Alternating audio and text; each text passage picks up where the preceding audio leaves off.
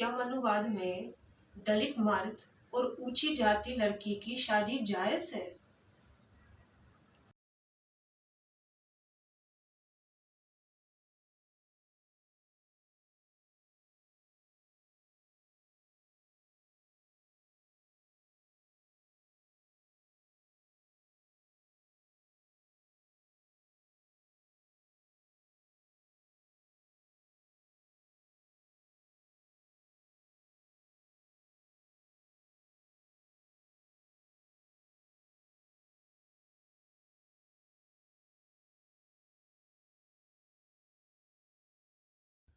नवाब भीमराव अंबेडकर ने उसके riddles of Hinduism में लिखा है कि यदि अंतरजातीय विवाह का प्रचलन होता प्राचीन भारत में तो सारा जाति भेद स्वयं हट जाता। तो इसके संदर्भ में मैं एक चीज कहूंगा कि नवाब अंबेडकर वांटेड इंटरकास्ट वेडिंग्स। ठीक है, ये हमारे धर्मशास्त्रों में भी इंटरकास्ट वेडिंग्स हैं।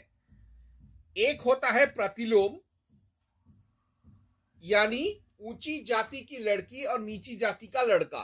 इसमें प्रतिलोम विवाह को उतना तवज्जो नहीं दिया गया है क्योंकि socio economic difficulty for girl इसमें संभव है। यानी चूंकि वो लड़की ऊंचे जाति की है, ऊंचे घर की है, तो एक गरीब घर में जाने में या एक अशिक्षित घर में जाने से उसको बहुत तकलीफ होगा।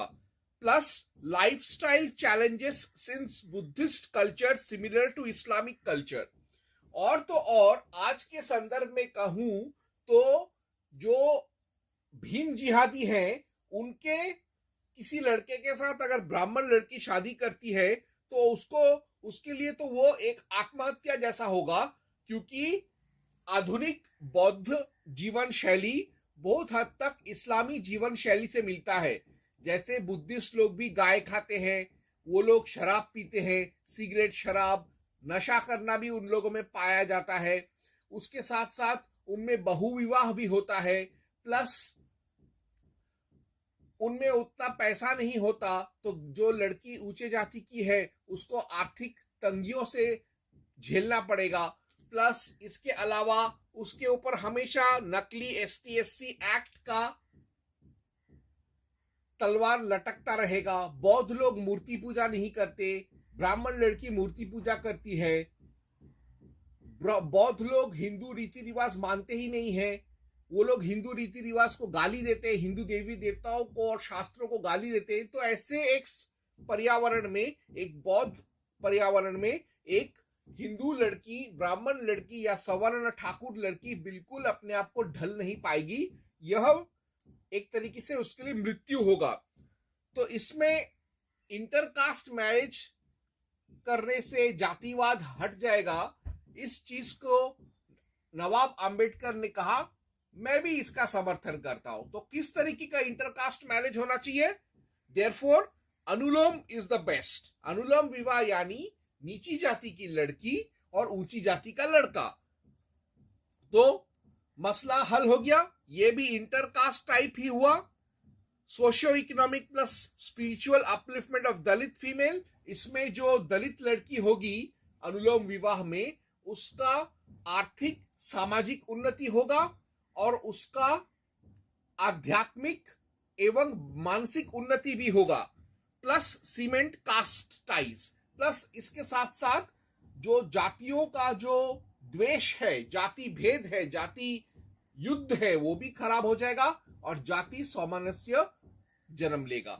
तो आज मैं देखूंगा कि क्या हिंदू शास्त्रों में अनुलोम विवाह अर्थात ऊंची जाति का लड़का और नीची जाति का लड़की है कि नहीं, उसको हम लोग आज मैं जांचाई करूंगा।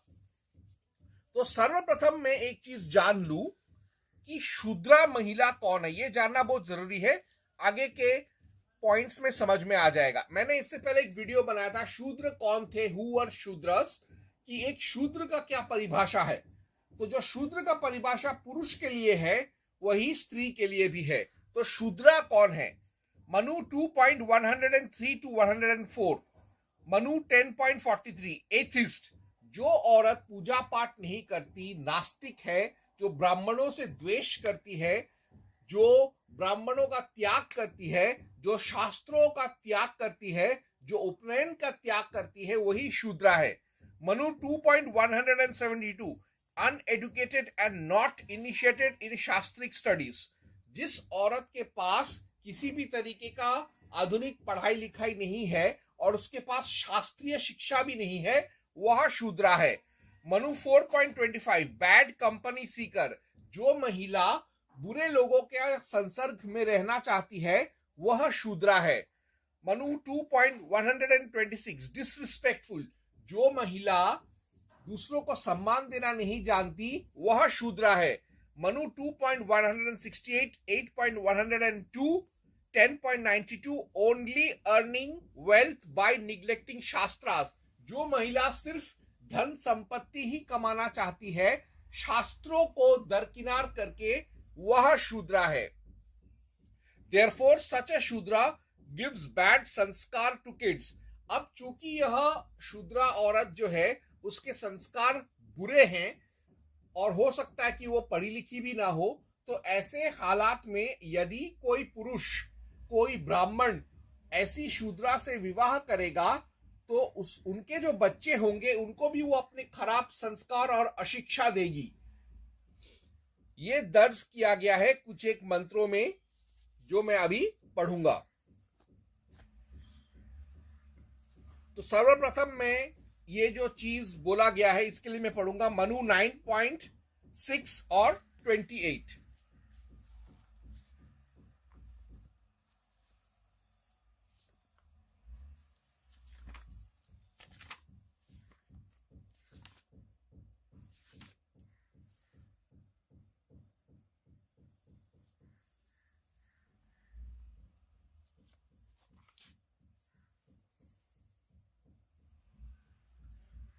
सबसे पहले मैं पढ़ लेता हूं 9.6। सब वर्णों के इस उत्तम धर्म को देखकर दुर्बल पतियों को भी अपनी अपनी स्त्रियों की रक्षा करने के लिए यत्न करना चाहिए। और दूसरा 9.28 संतानोत्पत्ति, अग्निहोत्र आदि धर्म कार्य, सेवा, उत्तम रति और पितरों के तथा अपने स्वर्ग प्राप्ति के कार्य केवल पत्नी के ही अधीन है। यानी यहां पर साफ साफ लिखा है कि जो स्त्री है, संतान उत्पत्ति और बच्चों का पालन पोषण उसके जिम्मेदारी में है। अब मैं आगे पढ़ूंगा मनु 9.34। वह लिखा है, कहीं बीज प्रधान है और कहीं कहीं क्षेत्र है, परंतु जहां दोनों की प्रधानता रहती है, उससे उत्पन्न हुई संतान बहुत श्रेष्ठ गिनी जाती है।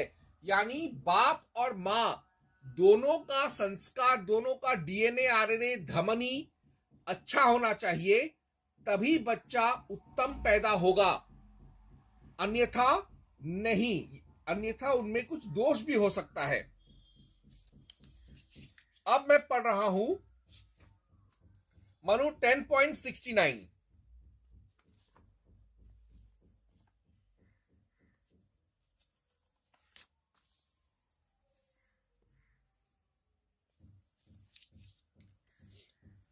उत्तम बीज उत्तम खेत में बोने से जैसे बहुत वृद्धि को प्राप्त होता है, उसी भांति द्विजातियों के द्वारा द्विजाति स्त्रियों में पैदा हुई संतान सब संस्कारों के योग्य होती है।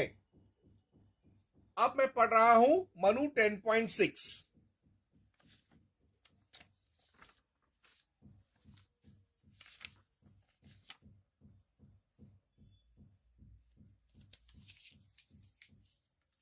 मनु आदि ने कहा है कि अपने से अनंतर वर्ण की स्त्रियों में जो द्विजों ने पुत्र उत्पन्न किए हों, जैसे ब्राह्मण ने क्षत्रिया में, क्षत्रिय ने वैश्या में, वे पिता के समान अर्थात पिता की जाति से निकृष्ट और माता के दोष से निंदित होते हैं। यानी यहां पर साफ साफ कहा गया है कि जो ब्राह्मण यदि किसी शूद्रा से विवाह करे, तो उसके जो बच्चे पैदा होंगे वो या तो ब्राह्मण धर्म से निकृष्ट होंगे, यानी कम ब्राह्मण होंगे, या अब्राह्मण होंगे, या ब्राह्मण अपने पिता की तरह ब्राह्मण ही होंगे, लेकिन उनमें माता का दोष जरूर होगा, क्योंकि माता के पास शिक्षा नहीं है, संस्कार नहीं है।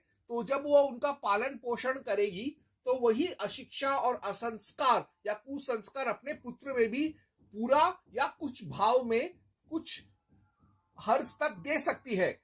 इसीलिए शूद्रा महिला के साथ शादी करना वर्जित था, ताकि संतान जो है वह फालतू संतान पैदा ना हो या थोड़े बहुत खराब संतान पैदा ना हो। लेकिन therefore marrying शूद्रा banned normally because of ill effects। Manu ने यह भी कहा है कि अगर किसी संस्कारहीन, कुसंस्कारी या अशिक्षित महिला के साथ शादी करे कोई ब्राह्मण या कोई ठाकुर, तो फिर उसके लिए, उसके कुल के लिए, उसके संतान के लिए तो है ही, लेकिन उसके लिए, उसके कुल के लिए भी बहुत सारे दुष्परिणाम होते हैं। तो ये सब गिनाया गया है एक एक करके, तो मैं अभी वो सारे पढ़ूंगा। मनु 3.64।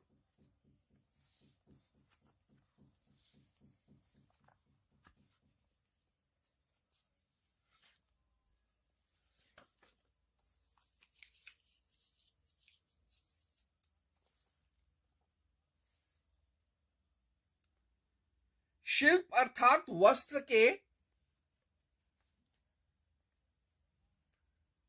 बुनने आदि कर्म से, धन के लेन देन से, के व्यापार से, केवल शूद्रा स्त्री की संतानों से, गौ घोड़े सवारी के मोल लेने देने से, खेती से और राजा की सेवा से अच्छे कुल भी नीच हो जाते हैं। यानी जैसे सिर्फ पैसों के पीछे भागने से ही कोई आदमी का संस्कार खराब हो जाता है, ठीक वैसे ही यदि किसी अशिक्षित और संस्कारहीन महिला से शादी करे तो उसका पति, उसका कुल और उसका संतान सब नीच हो जाते हैं। आगे मनु 3.15 to 18।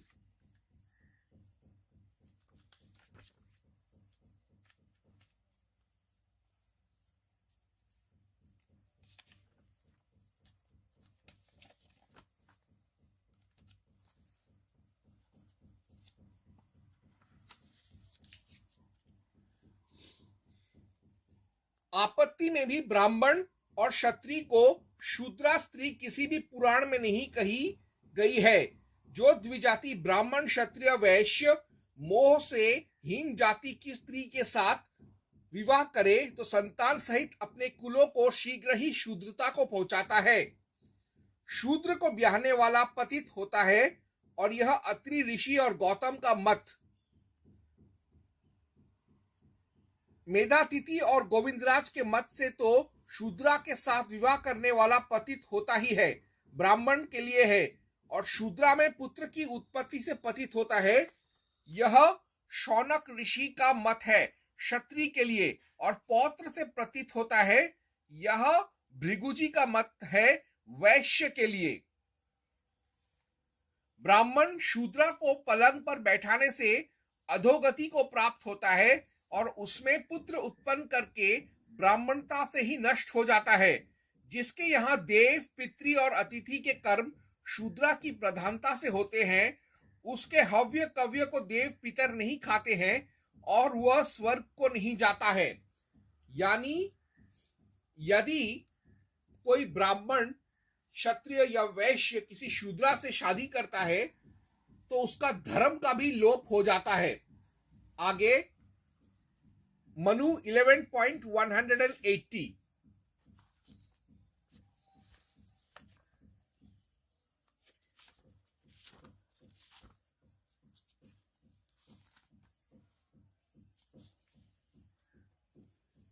पतित के साथ एक वर्ष तक सवारी व एक आसन पर बैठे व एक पंक्ति में भोजन करे तो पतित हो जाता है, और जो उनको यज्ञ करावे व जनेऊ कराकर गायत्री सुनावे व विवाह आदि संबंध करे तो तुरंत पतित हो जाता है। यानी शादी के रिश्ते में बंधने से उच्च कुल का ब्राह्मण भी शूद्रा के साथ एक होने पर पतित हो जाता है। तो ये सारे जो मैंने अभी श्लोक पढ़े मनुवाद के, ये इल इफेक्ट्स ऑफ, मतलब शूद्रा से विवाह करने के दुष्परिणाम को यह इंगित करते हैं, और साथ में also deterrence against sexual exploitation of Shudras.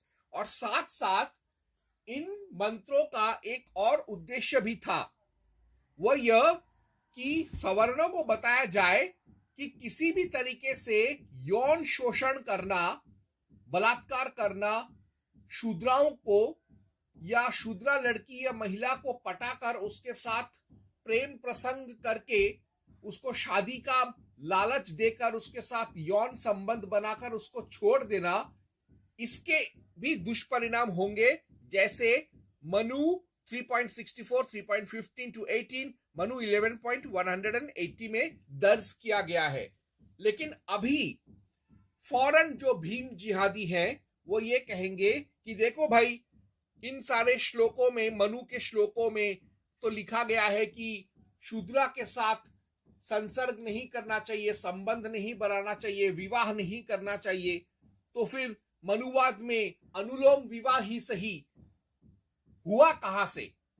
तो इस पर भी मनु टिप्पणी करता है, but good shudra is also there.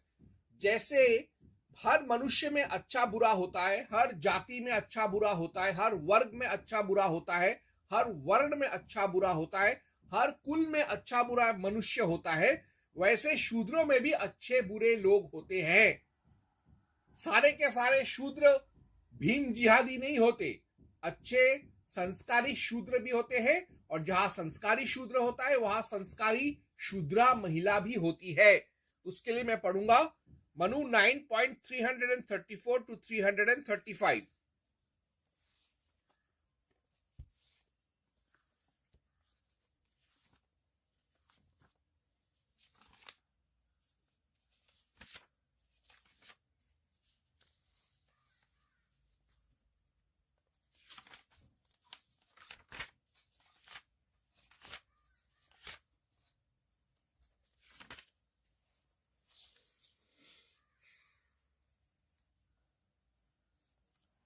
वेदज्ञ ब्राह्मणों की और यशस्वी गृहस्थियों की सेवा करना ही शूद्र का परम कल्याणकारी कर्म और धर्म है। देह और मन से शुद्ध, अपनी जाति से ऊंची जाति की सेवा करने वाला, मधुर भाषी, अहंकार रहित और ब्राह्मण आदि तीनों वर्णों का सेवक, ऐसा शूद्र भी अपनी जाति से उत्तम जाति हो जाता है। अर्थात यहां पर भी एक शूद्र जो है या एक शूद्रा जो है वो उत्तम शूद्रा हो सकती है। आगे मनु 8.63,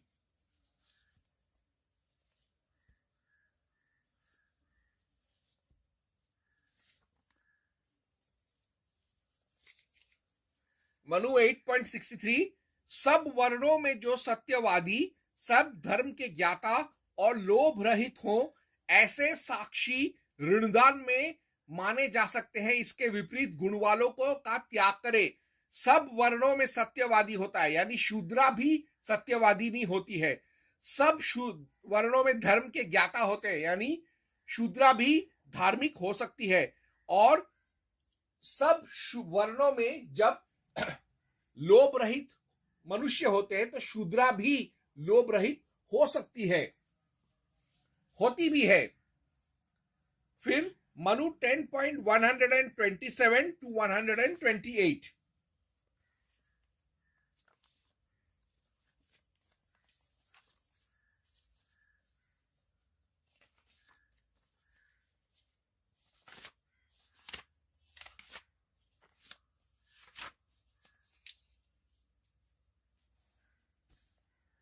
धर्मज्ञ और धर्म के अभिलाषी तथा सत्पुरुषों कैसे आचरण करने वाले शूद्र पंच महायज्ञों को मंत्र रहित करने से निंदनीय नहीं होते, वरन उनकी प्रशंसा ही होती है। पराई निंदा ना करने वाला शूद्र जिस प्रकार द्विजातियों की सेवा करता है, उसी भांति आनंदित होकर इसलोक और परलोक में सुख पाता है। यानी शूद्रा भी धार्मिक, आस्तिक हो सकती है, धर्म भीरु हो सकती है।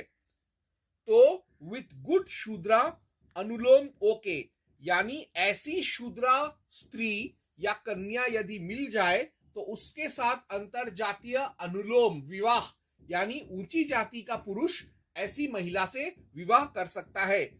यह दर्ज है मनु 10.7 में।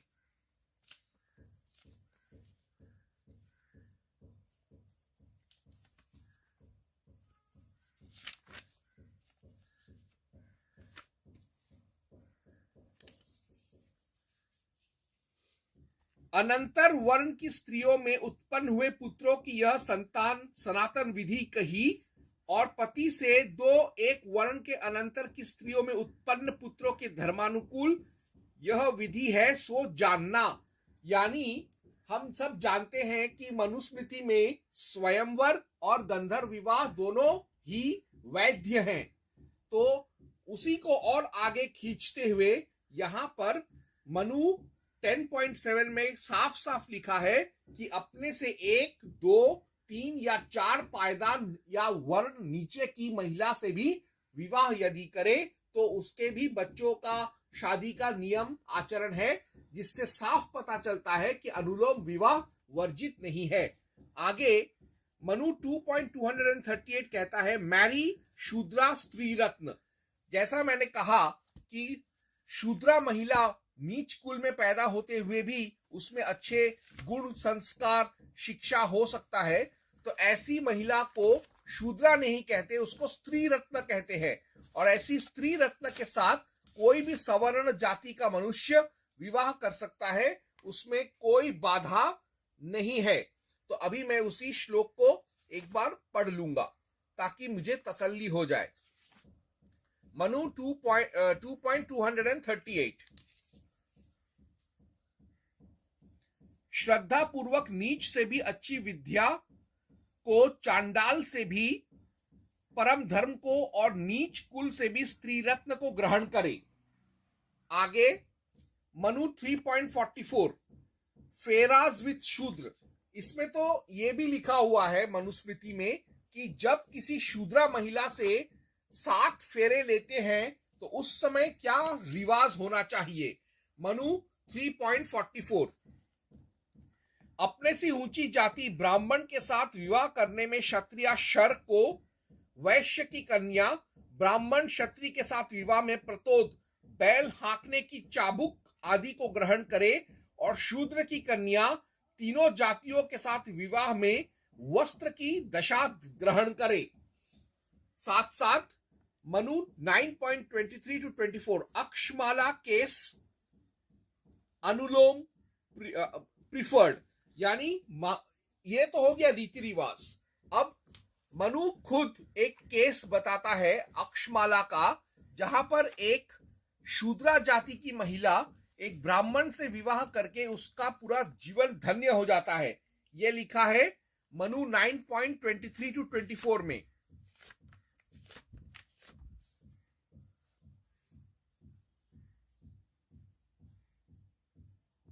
जैसे नदी का जल समुद्र में मिलने से खारी हो जाता है, उसी भांति स्त्रियां भी अच्छे व बुरे मनुष्यों के साथ विवाह होने से उन्हीं के समान गुणयुक्त हो जाती हैं। अधम योनि में उत्पन्न हुई अक्षमाला वशिष्ठ के साथ विवाह होने से और शारंगी मंदपाल ऋषि के साथ विवाह होने से परम पूज्य हुई थी। ये तथा अन्य संसार में कितनी ही स्त्रियां अधम योनि में उत्पन्न होकर अपने अपने पति के अच्छे गुणों से श्रेष्ठता को प्राप्त हुई थीं। तो यह एक जीवंत उदाहरण है अनुलोम विवाह का। अब मैं आगे पढ़ूंगा अनुलोम प्रिफर्ड, यानी विलोम या प्रतिलोम से ज्यादा अनुलोम विवाह पर ज्यादा जोर दिया जाता था, उसका मैं अभी प्रमाण देखूंगा। मनु 9.178-179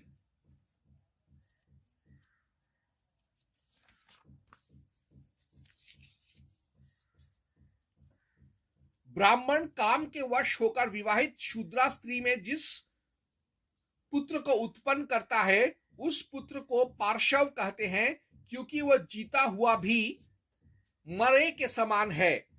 दासी व दासी की स्त्री में शूद्रा का जो पुत्र हो तो वह पिता की आज्ञा से पिता के औरस पुत्र के बराबर भाग ले, यही धर्म व्यवस्था है। यानी यहां पर यदि कोई आदमी अपनी नौकरानी से भी विवाह करता है तो नौकरानी को मार नहीं देते, उसके संतान को मार नहीं देते, बल्कि उसके कुल में से उसको उत्तराधिकारी भी बनाया जाता है। मनु 9.160।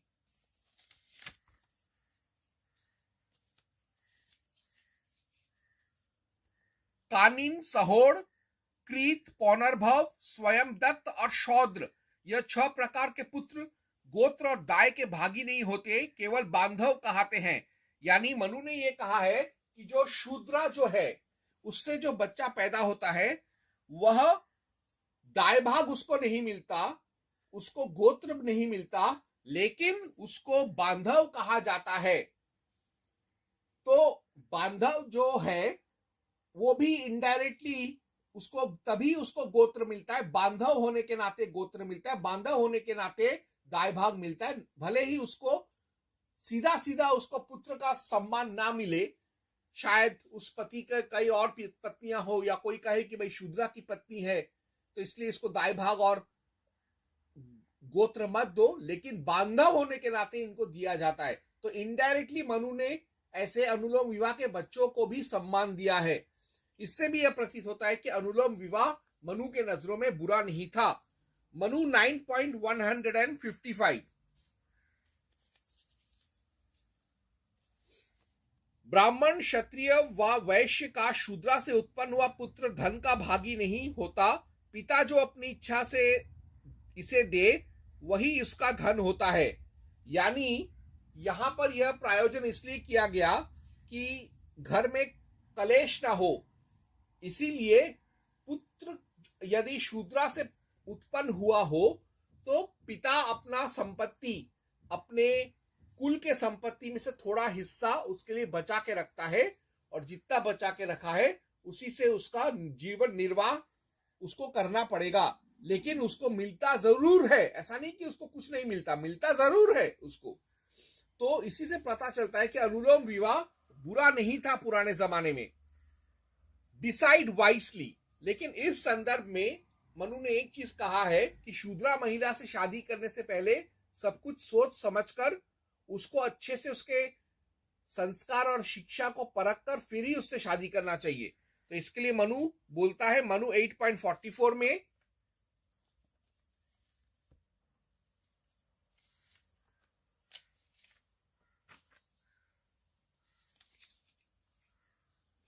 जैसे बहेलिया शस्त्र से मारे हुए मृग के स्थान में रुधिर के गिरने से पहुंच जाता है, वैसे ही अनुमान से अथवा दृष्ट प्रमाण से राजा धर्म के तत्व का निश्चय करे। आगे मनु 4.141।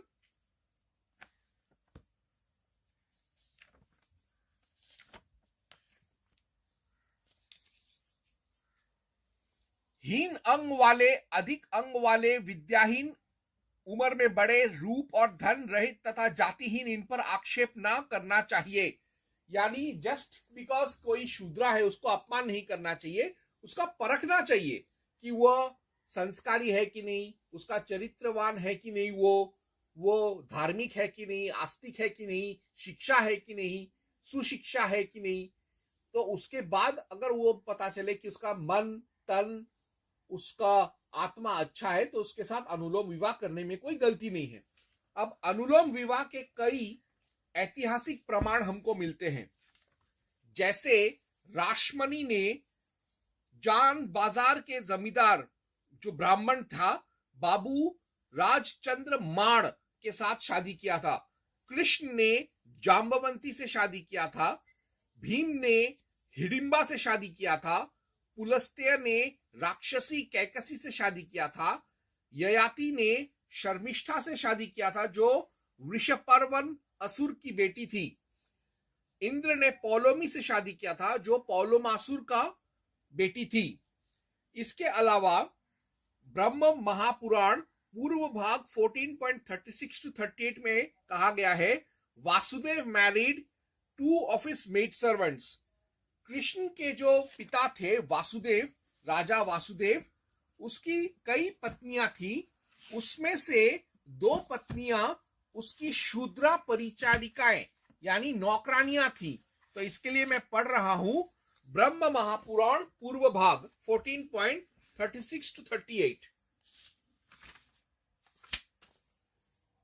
पुरुवंशी रोहिणी, मदिरा, वैशाखी, भद्रा, सुनामनी, सहदेवा, शांति देवा, श्रीदेवी, देवरक्षिता, वृक देवी, उपदेवी और देव की ये 14 पत्नियां थीं और सुतनु और वडवा उनकी 2 सेविकाएं थीं। यानी उनकी ये 2 सेविकाएं थी जिससे उसने विवाह किया हुआ था।